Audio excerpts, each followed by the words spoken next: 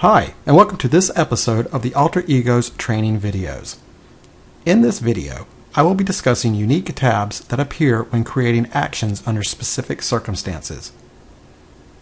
First is the Personalization tab, which is only available for the following actions, and only when these actions are in a node beneath the Process Started trigger. Policy actions can be configured at Process Start, which conflict with personalization behavior. For example, a registry key which is applied to the native registry that is also being managed by personalization in the virtual cache for the application. In such cases, it is necessary to determine which behavior takes precedence.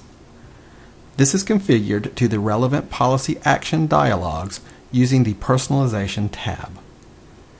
This tab gives the following two options.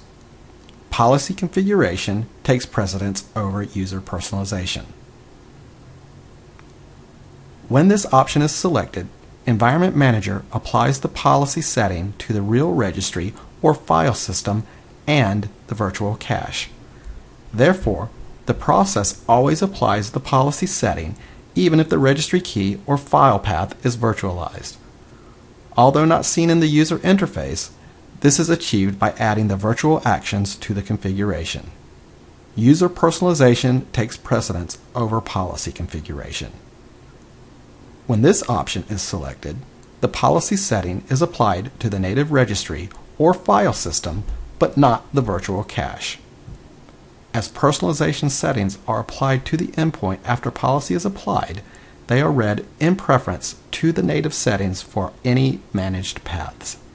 Next is the Conditions tab, which is only available for the Copy File, Delete File, and Move File. When you select the tab, you will notice all the fields are grayed out. You will need to enable the Use File Conditions option. Additionally, the action will not take place if the selected condition is not met. Date.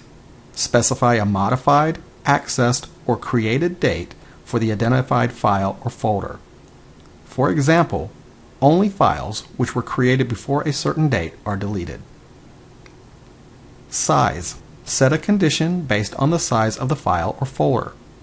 For example, only folders which are below 1 MB will be copied. Date and size cannot be used at the same time.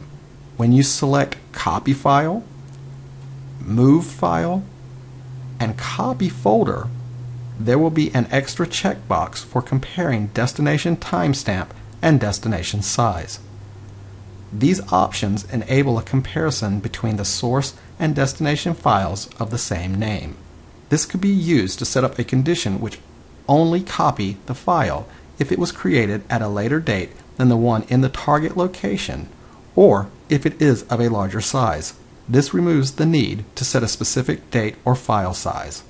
The File Extension Exclusions tab is specific to the file and folder actions and enables a list of file extensions to be defined which will not be included in the action. Any files which are of an excluded type will be ignored. File extensions can be entered with or without the period at the beginning. For example, both txt and .txt are correct input. Wildcards can also be used to define multiple file extensions. For example, doc* would exclude all types of Microsoft Word documents such as doc, docx, and docm. And finally, the Path Exclusion tab, which allows you to select specific folders or individual files which will not be included in the action. This tab is only available for the Copy Folder action and can only be defined once the source and target folder have been selected. And that will conclude this video from Alter Egos. I hope you have found it informational and enjoyable, and please come back to watch additional videos. Thank you, and have a great day.